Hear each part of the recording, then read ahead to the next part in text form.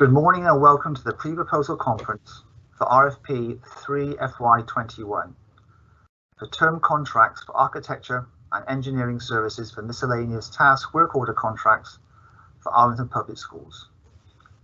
My name is David Webb and I'm the Director of Procurement for Arlington Public Schools. During the conference, I will be reviewing the RFP and highlighting those areas which are considered to be of interest. Also representing APS during the conference will be Robin Hodges, the Arlington Public Schools Project Manager, and Ben Bergen, Assistant Director, Design and Construction. It needs to be emphasised that it remains the offeror's responsibility to carefully read the RFP and make itself available and inform itself of what information it needs to provide when submitting a proposal. Questions are welcome and will need to be submitted in writing through the Q&A capability. Questions received will be addressed at the end of the conference. A recording of the conference and a list of conference attendees will be posted on the Procurement Office website in the near future. And now to the RFP. The reference number is 03 FY21 and the title is Term Contracts for Architecture and Engineering Services for Miscellaneous Task Work Order Contracts for Arlington Public Schools. The proposal due date and time is June the 18th and no later than 11:59 p.m.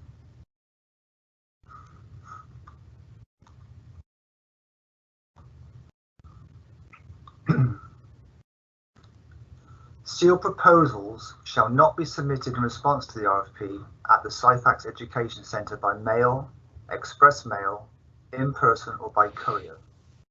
Proposals shall be submitted electronically through a secure cloud-based file sharing platform as described in this RFP. Firms wishing to submit a proposal in response to the RFP are required to upload the proposal requirements found in section 4 into the platform through the link found on the current solicitations webpage under the Procurement Office website. Currently hasn't been posted onto the website yet, but it will be in the near future. To assist each offeror with its proposal submission, screenshots of the steps required to submit a proposal are attached as Appendix H to this RFP, and I'll go into that in more detail later on. For a proposal to be considered for award of a contract, the proposal must be received in the platform by no later than 11:59 p.m. again on Friday, June the 18th. Offerors are strongly encouraged to submit their proposals in advance of the proposal due date to allow sufficient time for the proposals to be uploaded into the platform before the proposal due date. Proposals received after the proposal due date shall not be considered. The pre-proposal conference is non-mandatory and it's being held at this moment. Minutes of the conference, including but not limited to questions and answers presented at the conference, will be issued in writing by the Procurement Office as an information item. All questions regarding this RFP, other than those submitted during the conference, must be submitted in writing via email addressed to myself with my information here and to Robin Hodges with Robin's information there as well, and must be received by 5 p.m. on June the 3rd.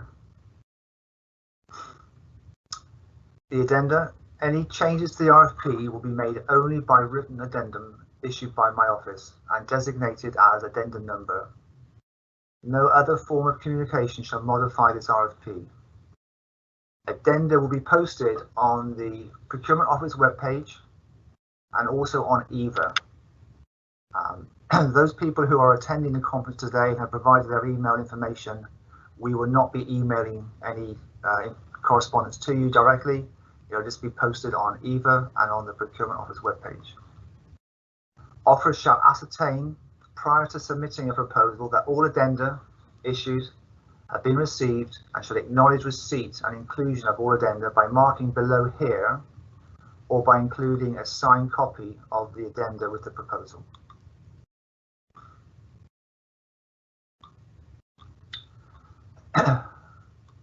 Offer submitting trade secrets or proprietary information will identify that in tab number 5. and they are required to also mark one of the boxes here to confirm whether or not proprietary information or trade secrets are included. SCC number is required, and again, offers are required then to check the appropriate box here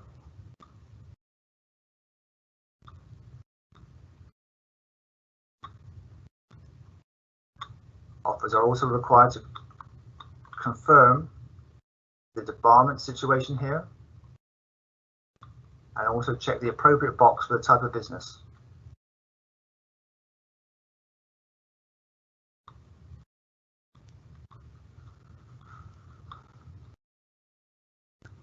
And then are required to complete this section here, providing the full legal name of the offerer, and completing all this information here. And these first 5 pages of the RFP are then included under tab number 1. And later on, I'll go through the tabs and the information required to be provided by each one. Table of contents.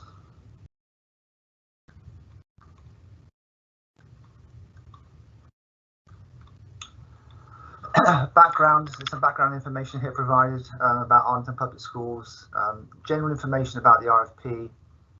The A&E services are anticipated to include those of a general nature within the fields of architecture and engineering, and those involving more particular areas of focus and expertise we've referred to as the specialized services.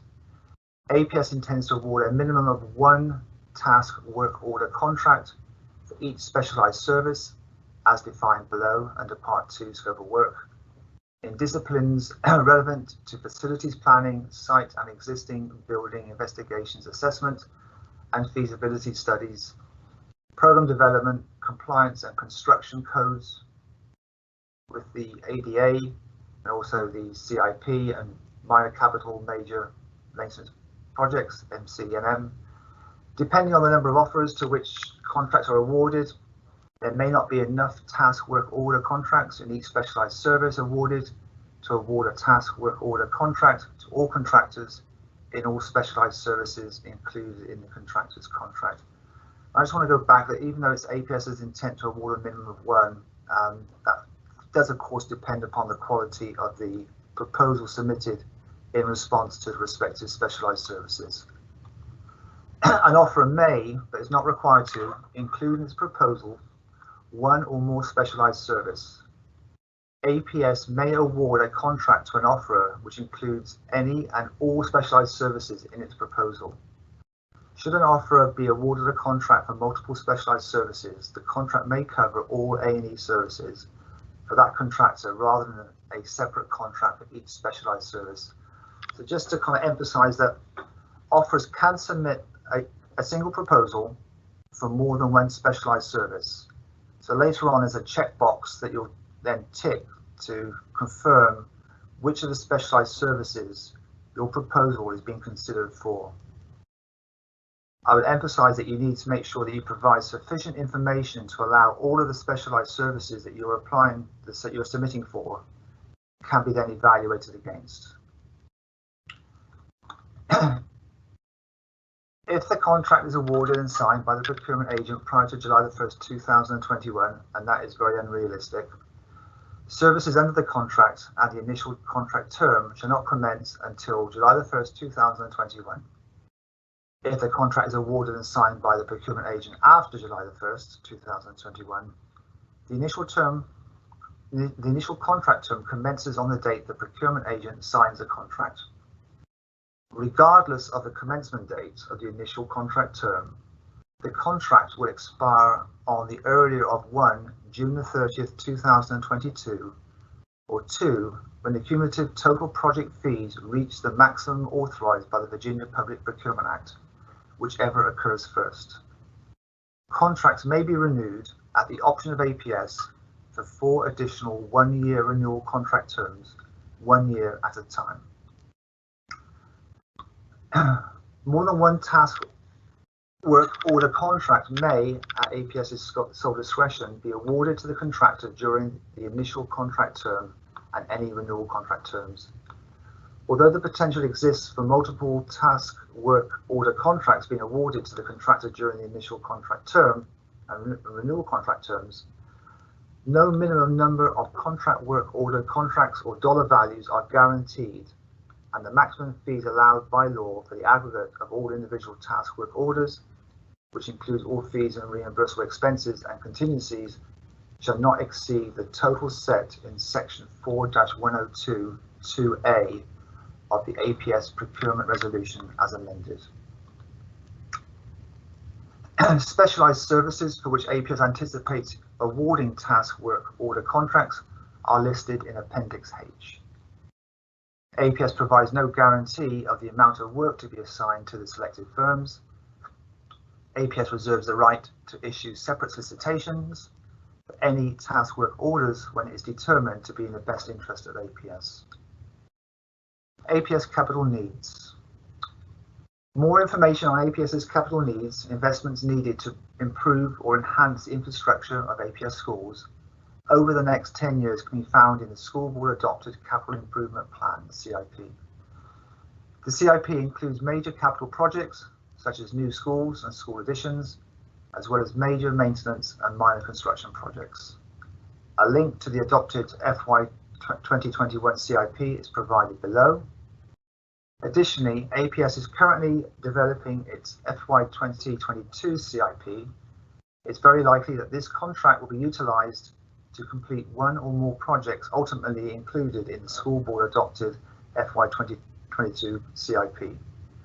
A link to the FY 22 CIP development website is provided below. Ben, is there anything you'd like to add to that?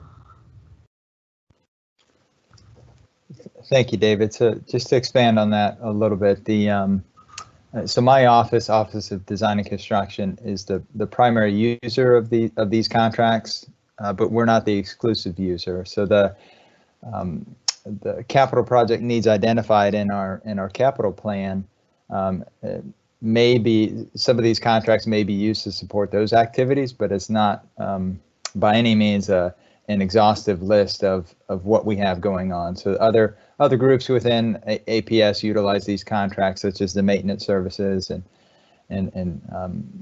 energy and environmental management. So their tasks are pretty widely in scope, and so just want to make sure that I mentioned that these contracts are used to support many different facets of our organization, not just those identified on the capital plan.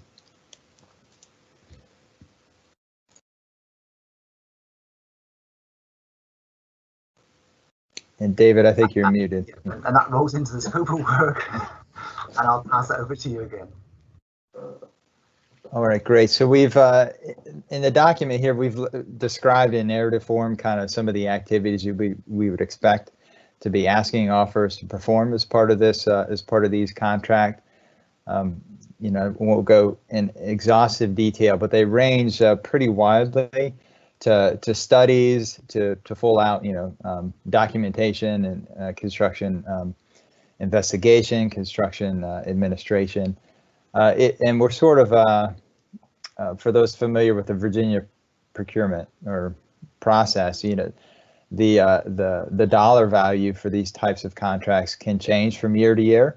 So it has changed since my time with APS. So really, these are intended to be. These contracts are intended to give us quick access to firms who could respond on a very quick basis to perform a wide range of activities. We've listed the David on page 11, the specialized services are listed, and we'll go over a little bit later that this is there is a checklist that we're expecting folks to identify which specialized service that you are submitting as part of. There's a very brief description of that specialized service. For those in the industry, it should be fairly straightforward. If you have questions on that, please submit them. The The individual scope of work for a task will be negotiated when we approach you for a task. So that's why there's nothing specific in what you would find in a detailed scope of services. So this is a pretty generic description of the specialization that we would expect to be provided as part of this contract. And David, I think the only other piece I'll mention in this section is that these contracts will replace existing contracts that APS currently has. So this is a format and a system that we've used with much success in the past. Our existing contracts are due to expire in the very near future, and so these contracts established as part of this RFP will sort of carry those efforts forward. Thanks, David. Thank you, Ben. Okay, instructions to offers. The tentative schedule. We've now reached the pre-proposal conference today, May the 28th. We're working towards having the question deadline. Well, the question deadline is June the 3rd at 5 p.m. We're looking then to have the information item and addendum issued during the week of June the 7th. And proposals are due June the 18th, again no later than 11:59. We're working on having the shortlist interviews commencing during the week of 28th of June. The negotiation stage commences week of July the 5th. And we're working towards having contract awards around about mid-July. And as Ben mentioned earlier, the current suite of contracts we have are due to expire on June the 30th, with no renewals left. If any tasks need to be completed or are placed upon APS prior to the award of the contracts here, we'll probably then turn to the current contracts that we have and extend the respective one that needs to be done on a month-to-month based upon the completion of that particular project. But our goal is to get these contracts in place as soon as we can.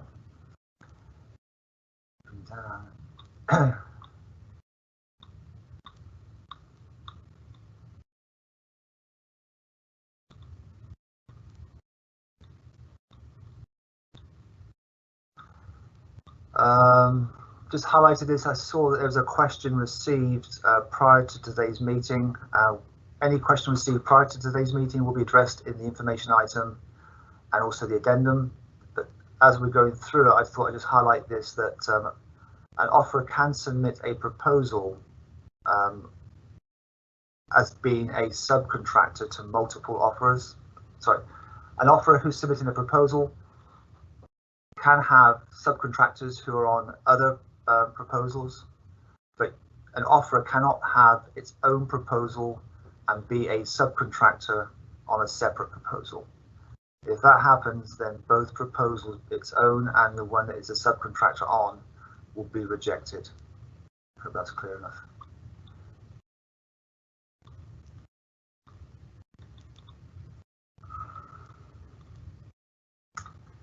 Okay.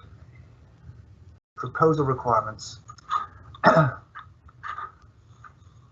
Looking only to have one electronic copy of the proposal submitted. As mentioned before, no hard copies.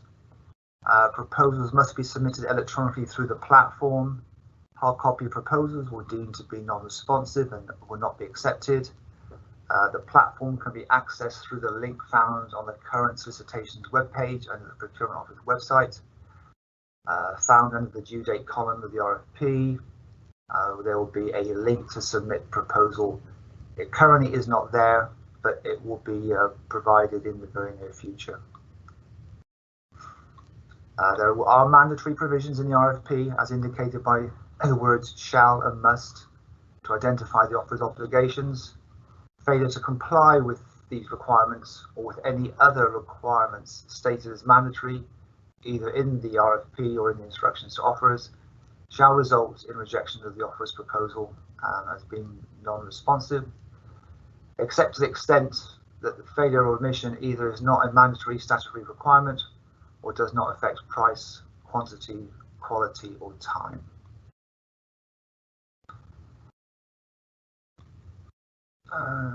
Again, we just to bring this to your attention, we're not looking for elaborate responses. We're looking for you to provide information that we've asked of you. As later on described, there is an evaluation committee, extremely busy at the moment. So if you just provide the information requested of you, it would help the process. Again, just mentioning the submission of proprietary information once more. Format and content. I'm going to quickly skip through this and come back. So there's tabs here where we ask for specific information. So as it's currently structured, we're looking for a total of 5 tabs. So let's go back now. So 5 tabs. The first tab is basically the administrative information. And then you provide the forms here, which we'll come to later on, under this tab here, in addition to the first 5 pages of the RFP.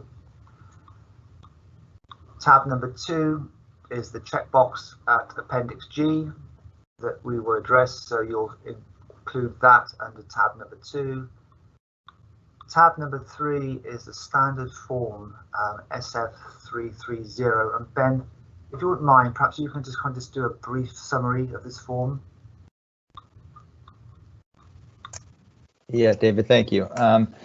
So the SF330 should be very familiar to most anybody who's applied for federal work. And what we've done, so we've taken that standard form and then the narrative here customizes it to match what we're looking for specific to this proposal. So there's a little bit of commentary here on how offers should approach the different sections. I think the biggest piece, and we fielded a few questions already on team members, subconsultants, and such. The SF330 is primarily used when for a more substantive project where folks are proposing a full suite of subconsultants to perform various tasks.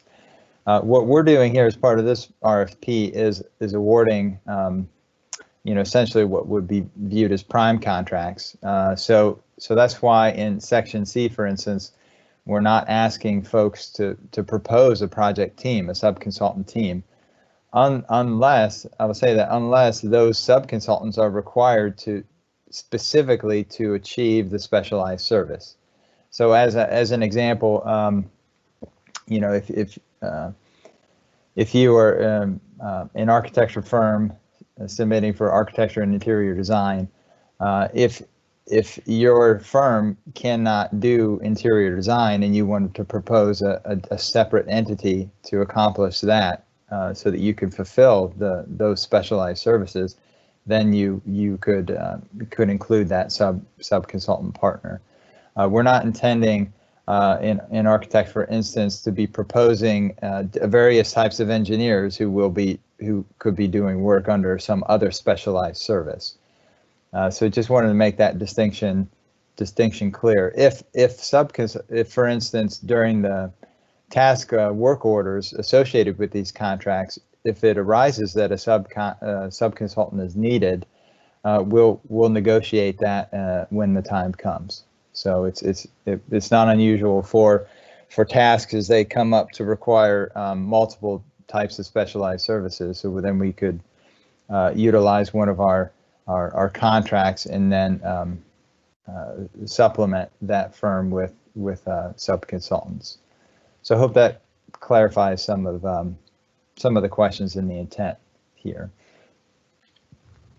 Thanks, Ben. And then under tab number 4, you're encouraged to provide any information that is not addressed above or asked of above to help with your proposal.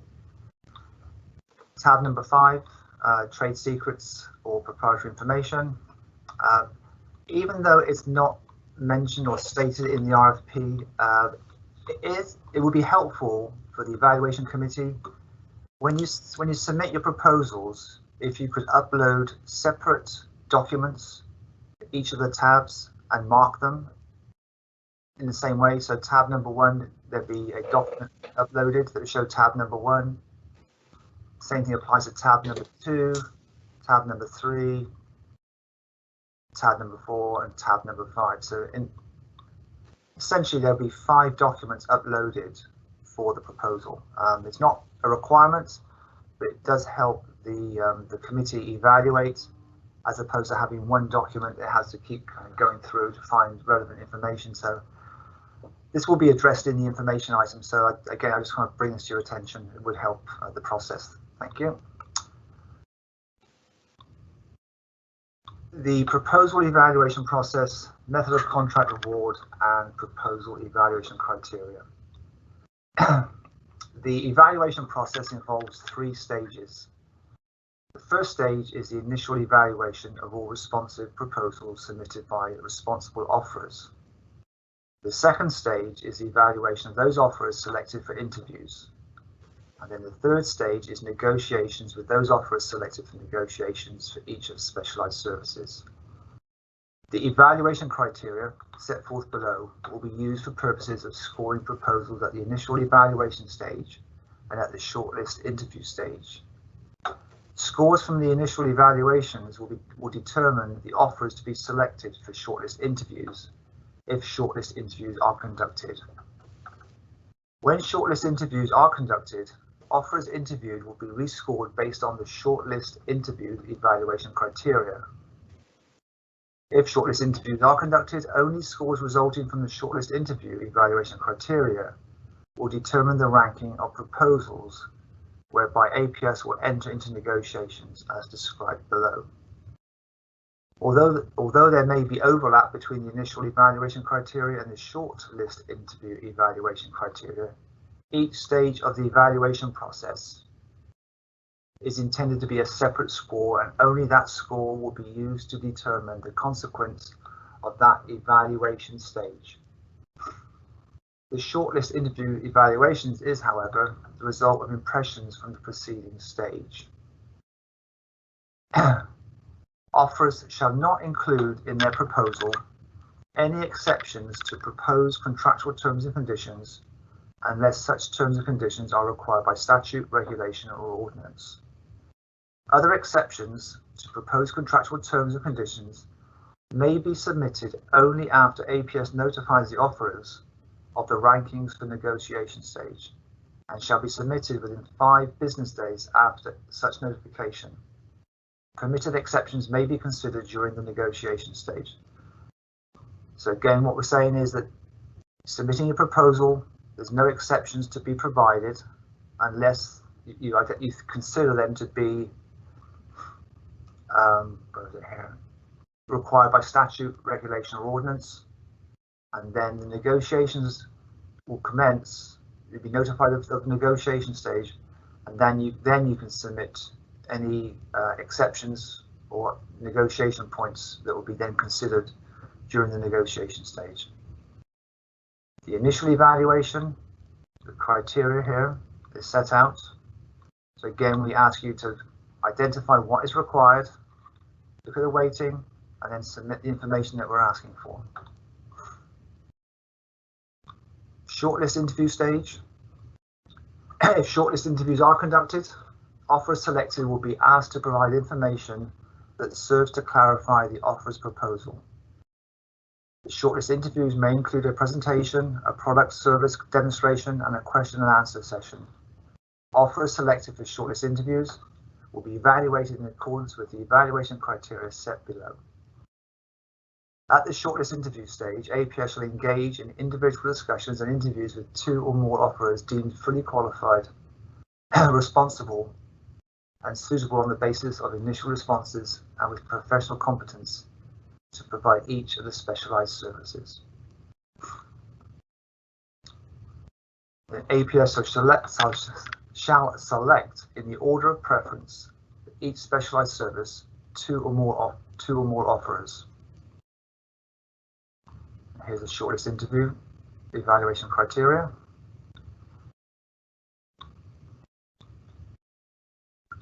And then negotiations shall be conducted beginning with the offer ranked first in each of the specialized services.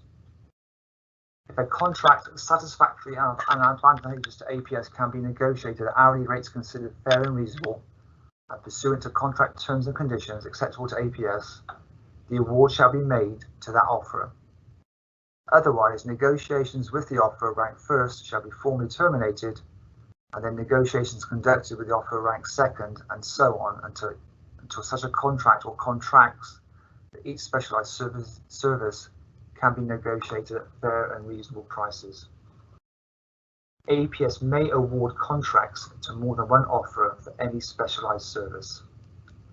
Should APS determine in writing and in its sole discretion that only one offerer is fully qualified for a specialised service, or that one offerer is clearly more highly qualified and suitable than the others under consideration for a specialised service, a contract may be negotiated and awarded to that offerer without further interviews of other offerers submitting a proposal for that specialised service. So just in summary, the intent is to maximise competition. However, if the competition is not available, then APS can move forward without having to go through the other stages and enter into the contracts as negotiated with this one offerer.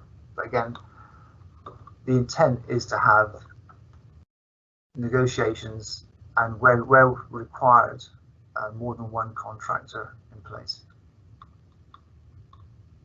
Ben, is there anything you want to add? Sorry, Ben, is there anything you want to add on that? Add to that? No, David, that was comprehensive. Fees for services. The fees are not to be submitted with this proposal. Offerers selected for the shortlist interview stage may be asked to provide non-binding hourly rates for all personnel proposed to be assigned work. And that would include the subcontractors and the rates for typical reimbursable expenses for the purpose of estimating.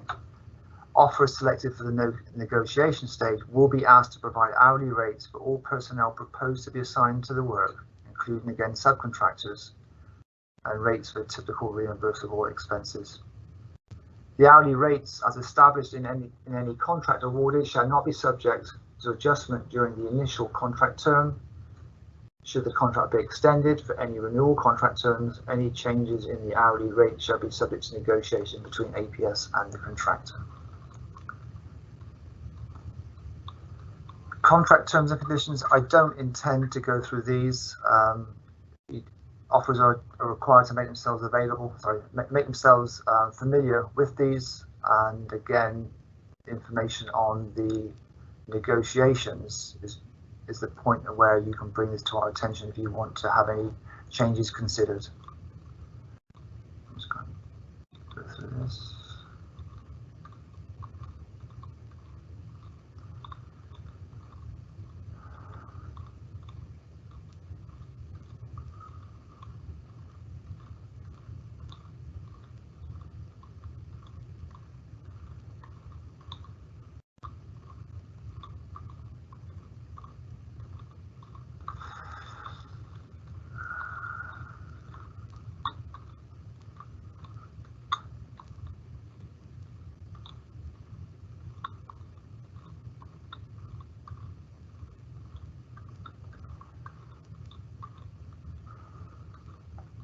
All right. So completion of this form is required and is then going to be submitted under tab number 1. Same thing applies to this. It needs to be completed and submitted under tab number 1. Insurance checklist in the contract terms and conditions. I think under section 50 is the insurance requirements stipulated for the resulting contract. Offers are then required to go through and check to confirm that they have the insurance coverage that we're requesting. And again, this is then completed and submitted with the proposal. Sample form agreement. This is the template of the contract that will be presented to those offers who are successful. And as previously mentioned, if somebody is successful in more than one of the specialised services, we'll only award just the one contract and then reference the specialised services under the contract.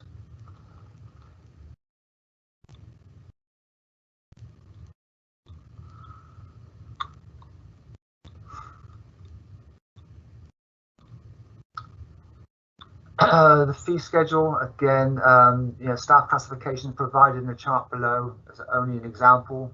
Offers are expected to provide hourly rates for all staff classifications, including subcontractors who may be assigned to any resulting contract. Submission of rates we've addressed before. Rates are not to be included in the proposal, but will be then negotiated at the negotiation stage. Offers are not required to use this format. They can provide their own format, but again, we point out that they do need to provide the information that we're asking for here.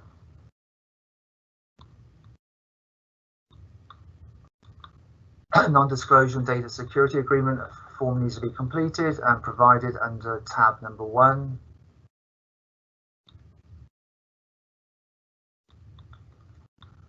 The consultant specialty form, as we've discussed earlier, offers can submit a proposal, a single proposal, for more than one of the services identified here. So if they were going to submit the 3, say A, C, and D, they would submit their proposals and then just check the appropriate box on the right here. And again, just to make sure that they provide sufficient information to allow the team to evaluate A, C, and E. Okay. Ben, anything you want to add to that? No, David. Thanks. It's pretty straightforward, yeah. And finally, I think the screenshots to submit the proposal. Eventually under the RFP 3 FY21, under the due date column, there will be a link, and it will be expressed like this, but it'll have the RFP reference instead.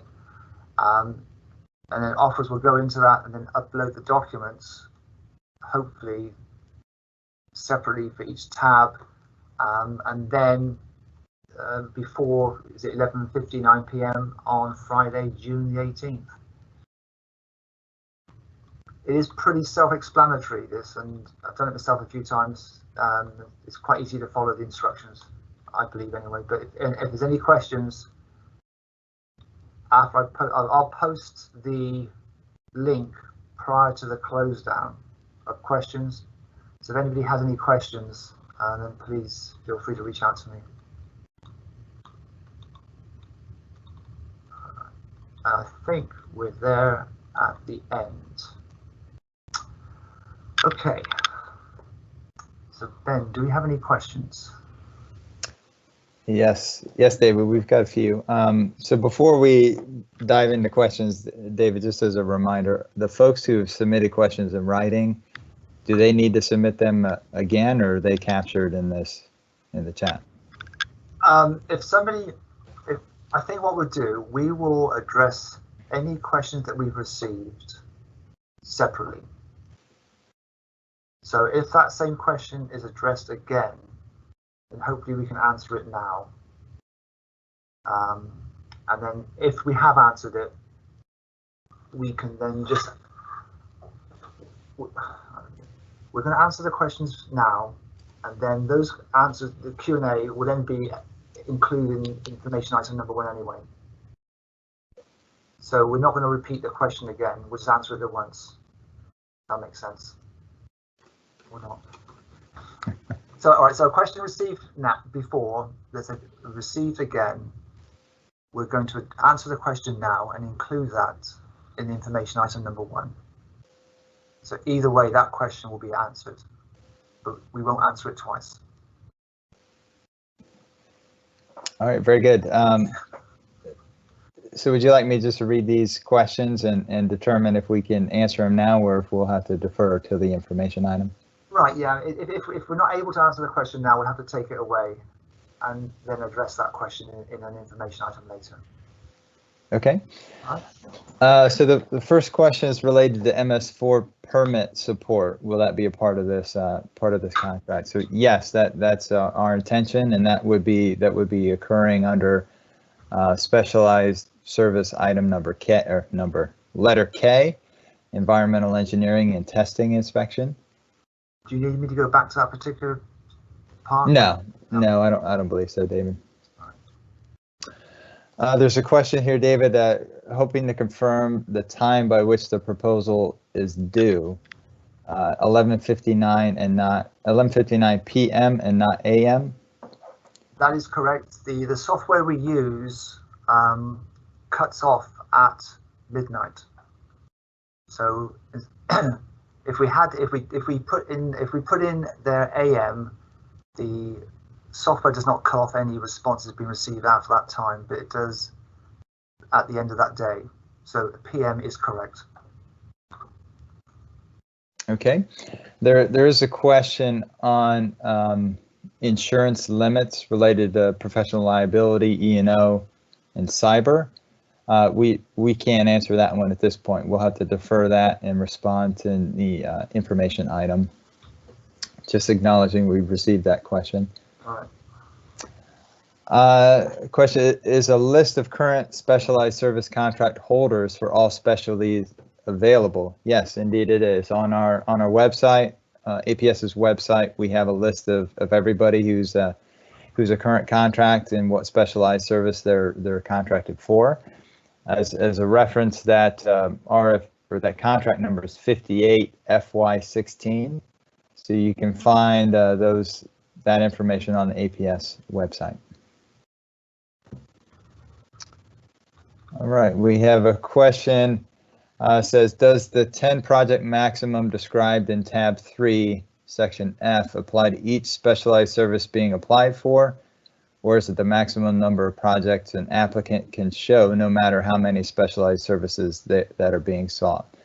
The 10 project maximum, I would consider that a maximum for the proposal. So it would be a maximum for all specialized services. So if, for example, if you were applying for 3 specialized services, you would get a maximum of 10 projects to demonstrate your competency in those services, not 30 projects. Will contractors compete for a task order when more than one firm is awarded in a category for those task orders? The answer to that is no. There's competition is not permitted amongst the A&Es. Thanks, David. We've got another question on the incumbents, which has been answered. A question, how much work was awarded to landscape architecture design over the last term? I don't know the answer to that. I think we'll have to take that away, David, unless you know the answer to that one. I don't, I'm afraid. So we'll take that one away and address it in information item number 1. Okay, we've got a question, specialized service category C, which is civil site engineering design and surveying, includes stormwater management design. However, the stormwater management is also mentioned in specialized service K. Can you please clarify what portion of the stormwater management would be performed in category K? So I would say in summary, our intention with category C would be for the design of the stormwater management facilities. Our intention with category K is inspection, certification, monitoring of existing stormwater facilities or stormwater facilities being constructed. So if that doesn't answer the question, submit something separately and we'll try to answer it.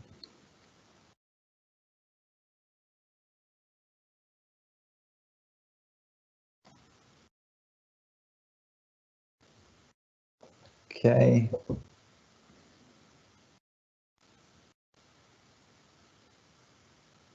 There's a question, would we be putting ourselves at a disadvantage by submitting for our core discipline, i.e. architecture interior design only, versus preparing a response to include all the disciplines you were looking for? So I believe I tried to capture this when we were talking about teaming earlier, but just to summarize, we're not looking for folks to submit a proposal with sub-consultants included unless those sub-consultants are required to specifically perform the specialized service that you're submitting for. So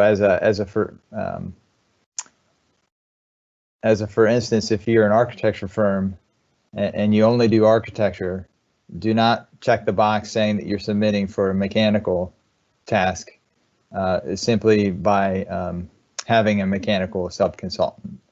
If that, hopefully that clarifies.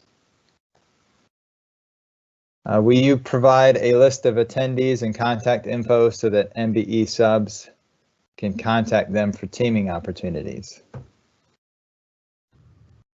The answer to that is yes, we will.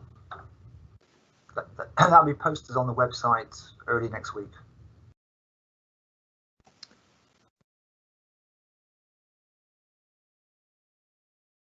All right, there's a comment here about appears that the structure of the RFP is meant to engage prime deliverers for each individual service listed in Appendix H, as opposed to prime plus sub-consultant delivery team. Please confirm. Yes, that is confirmed.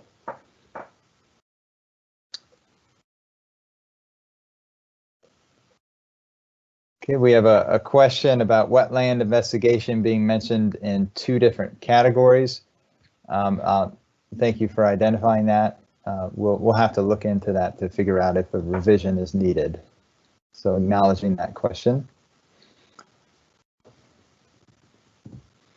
All right, we are an MEP firm and intend to submit as prime. Should we submit only our MEP engineer or submit a full team with sub-consultants to cover all specialized services? The former, please. If you're an MEP firm, submit only for the specialized services that your firm can provide.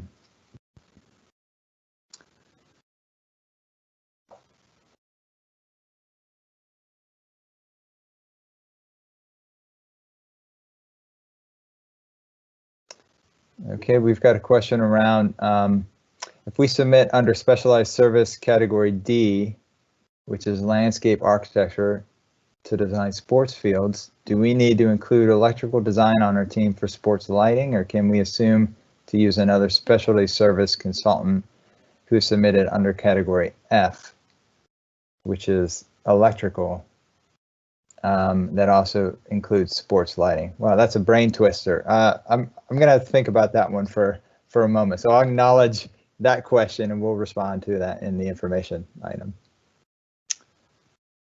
A question, are sub-consultants desired or can we bring them on a task basis? I believe we've covered this before.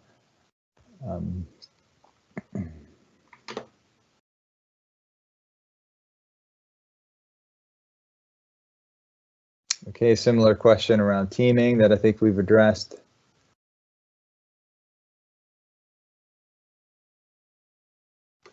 And another one, man, that was a hot topic today. Hopefully we've clarified it.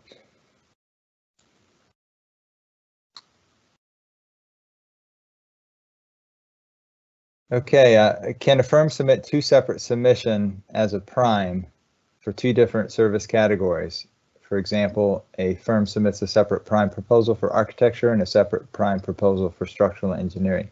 The answer is no. You are to submit one proposal and identify if you're submitting that proposal for more than one specialized service. I believe the language in the instructions, David, indicate that if multiple proposals are received from the same firm, they will be disqualified or something of that nature. Is that correct, David? Right, yeah. I mean, we're encouraging people to submit the one proposal. If it's multiple specialty services, then they would check the appropriate specialized services that they are submitting the proposal for, and just provide that information under the one proposal. Thank you, David. Page 4 mentions SWAM. Is this a requirement for the contract? No, it's not. Let me just.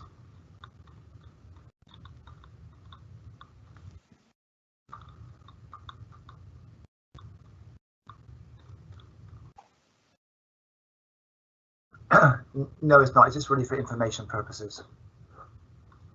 Thank you, David. David, this is also for you. Is an audited income statement required? I would have to check. I believe it is requested. I would just need to check. So if you want to go on to the next one, I'll come back to you, Ben, on that one. Very good. So we have a question about interviews and negotiations. So I'll sort of rephrase this question, because the first part I believe we addressed as part of the proposal submission. So if a firm is submitting for more than one specialized service, our intention is to conduct a, well, actually I might have to think about this one a little bit more. David, so the question is around if a firm is submitting for more than one specialized service, would there be more than one interview and more than one negotiation period? If a firm submits for more than one specialized service, then there's an opportunity, there's a possibility that firm could be interviewed, well, sorry, the firm may not be selected for interview for, if they submitted for 3, they may not be invited for shortlist interviews for any of the 3. Or they could be invited for 1, 2, or 3. And then they will be interviewed, I guess, separately for each one. By submitting multiple specialized services does not guarantee that they will be considered for any of the specialized services. All right, thanks, David. A question is the definition of individuals, and that's in quotations, architectural firm plus selected subconsultants. I don't understand that question. So if that's yours, potentially try to resubmit it in the chat box or send it via email.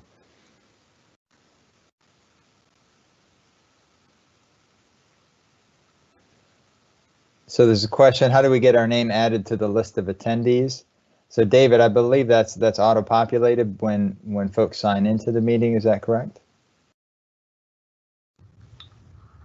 Yeah, I mean, provided when the person signed in that they provide, they have given us an email address and a name. Some people sign on anonymous. So there's a sort, if the email exists with the name of the company, we can provide that. So whatever information has been submitted when that person signed on is the information we can provide. In some cases, Ben, like I say, it's anonymous, or there's no information to allow us to identify which firm that was represented. Okay. Right. If I can just jump back into that question about the audited statement, under tab 5, which is on the screen now, states that the offerer shall provide an audited income statement and balance sheet from the most recent annual reporting period. This financial information shall be deemed proprietary without the necessity of designation as such. So hopefully that addresses that question. Thanks, David. There's a question related to geotechnical investigation and prioritization, that there's a reference to the geotechnical in the civil site surveying component, and then also its own category. So I'm just acknowledging that question. I'll need to formulate a better response to that after I give that one some more thought.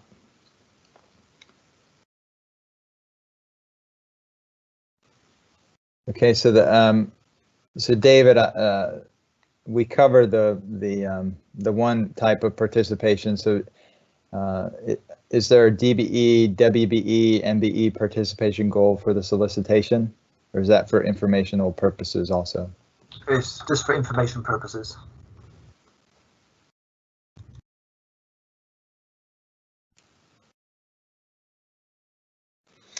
All right.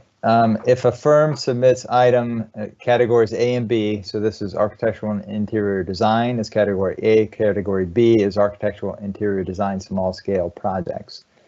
Shall we also include the other disciplines that may be needed to complete the project, such as MEP and structural?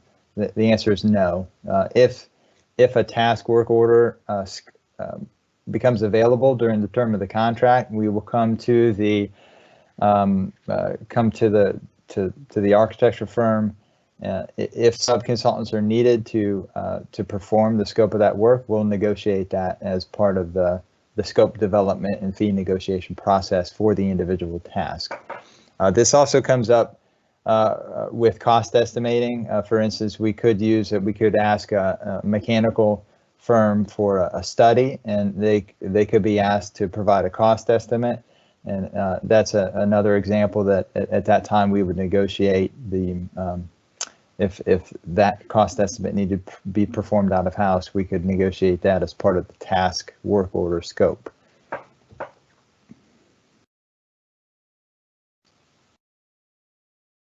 All right, a question on one or more proposals.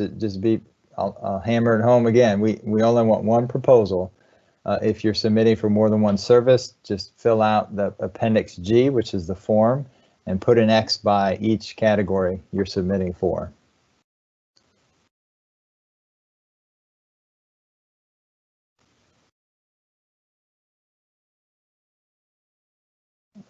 If we propose multiple services, is it possible to be awarded some of the services but not others? Yes. Yeah, your firm will be evaluated separately for each specialized service, and it's possible, likely that you may be considered for some and not for others.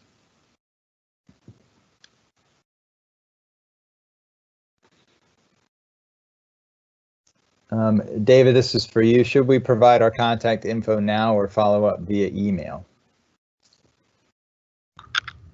So the contact information for what? I believe for the individuals attending. So that person, when they signed in, then did not provide information? Is that what we're saying here? Not clear.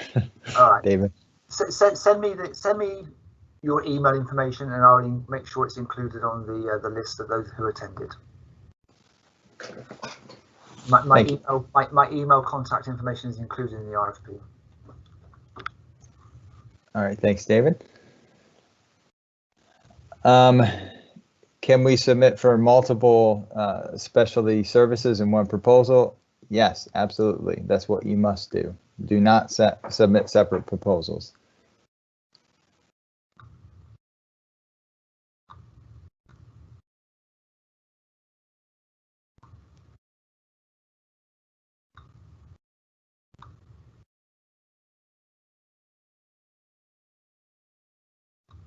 So a question on SWAM, is the certification you will recognize or other certification will be recognized as well? David, I believe you answered this by saying that those certifications are for information purposes only, and there is no specific goal as part of the solicitation. Is that correct? That is correct.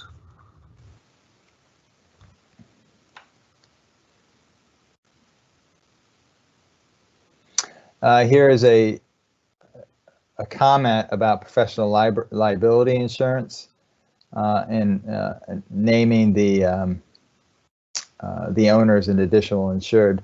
This is a statement, not a question, so I'll encourage you to rephrase that in the form of a question and email that in following the conference so that we could address it.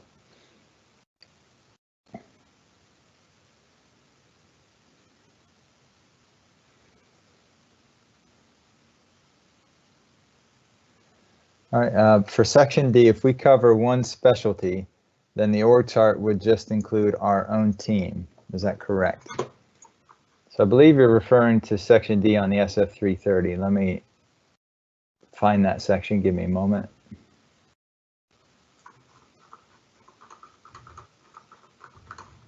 I'm there, Ben. Oh, great. It's referencing Section D. So here we ask you not to complete that. So Section D is not necessary.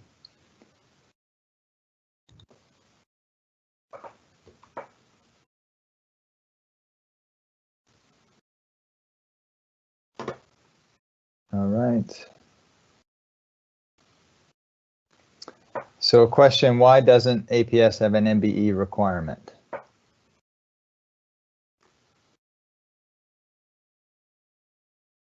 That one, I believe that's for you, David.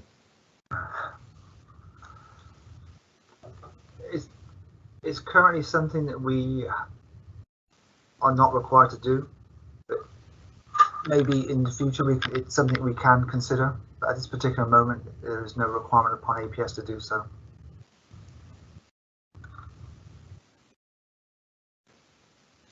All right, a follow-up on the audited income statement. So if our firm can only provide an accountant-reviewed income statement rather than an audited income statement, will our proposal be rejected?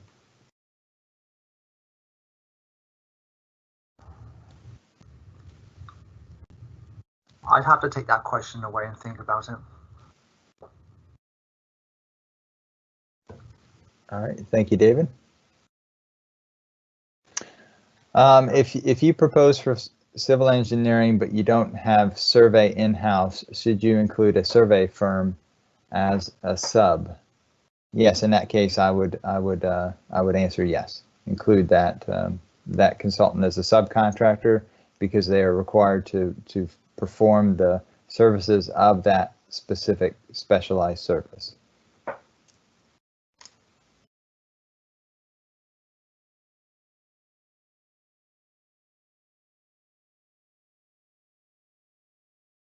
All right, so you mentioned cost estimating, which is listed as a specialized service, but relevant to all services listed. Should we include a cost estimating sub-consultant for all services proposed, or will one of the successful estimators be assigned to each task order? The answer to the first question, no.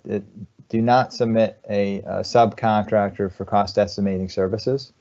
If cost estimating services are required, we'll negotiate that as part of the task work order scope. It has happened in the past where we've asked folks to utilize cost estimating firms that APS has worked with before. So that will be a discussion that forms the negotiation during the task work order. All right, is the negotiation process different than in previous iterations of this type of contract? Or is this the same process as previous contracts? David, can you address that one? Yeah, I'm just looking at the question. Isn't it?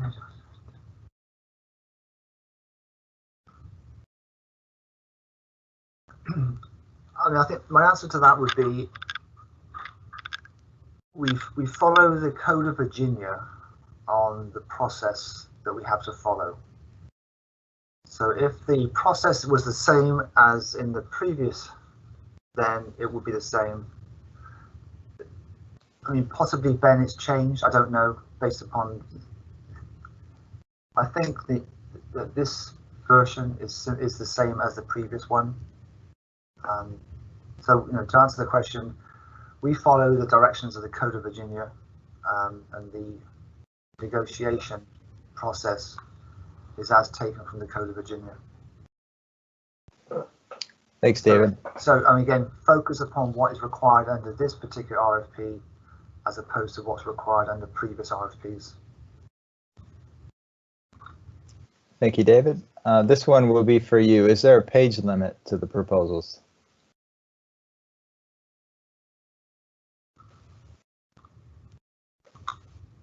It was emphasized before about unnecessary elaborate responses. So again, I would encourage the offerers to provide information as requested, and nothing more than that. So I would say to try and keep it to the minimum. All right, I'll second that, David, as being being an individual looking through the many submissions we expect to get. Yeah. All right, and this is the last comment, and I think we're over time, so this would probably be the last one we'll address. So there was it's a comment related to attendee information. So it says, I don't believe there is a place to indicate your name and email address when logging in. The person who wrote that individual comment, I know exactly who it is. I see your name and I see who you work for. So I think that if your organization utilizes Teams, it's likely you were already logged into that system, and and hence it carries your contact information into the records that we will have. If you doubt that, I think just as you can submit your contact information via email. David, we're at the end, man. Those are doozies. Well, thank you, Ben. I just want to say thank you, everybody, for your interest in this particular requirement.